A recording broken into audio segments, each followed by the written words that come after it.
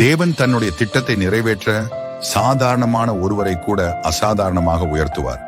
அவளின் பெயர் எஸ்தர். தேவனுடைய கிருபையால் எஸ்தர் பாரசீக தேசத்தின் ராணியாக உயர்த்தப்பட்டாள். அவள் அறியாத போதும் தேவனின் திட்டம் ஆரம்பமாகி இருந்தது.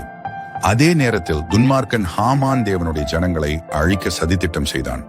மொர்தெகாய் எஸ்தரிடம் சொல்லினார், நீ இப்போது மௌனமாக இருந்தால் விடுதலை வேறு இடத்திலிருந்து வரும். எஸ்தர் பயப்படவில்லை. அவள் உபவாசித்து ஜெபத்தில் தேவனை நாடினாள். உயிருக்கு ஆபத்து இருந்தாலும் எஸ்தர் விசுவாசத்தோடு ராஜாவின் முன் சென்றாள். ராஜா அவளை கண்டபோது தங்கச் செங்கோலை நீட்டினார். தேவன் அவளுக்கு தயவு காண்பித்தார். எஸ்தர் தைரியமாக உண்மையை சொன்னாள். தீமை வெளிப்பட்டது, நீதியே வென்றது. தேவனுடைய ஜனங்கள் காப்பாற்றப்பட்டார்கள். சோகமாயிருந்த நாள் சந்தோஷமாக மாறியது. இப்படியான காலத்திற்காகத்தான் நீ ராஜ்யத்திற்கு வந்தாய்.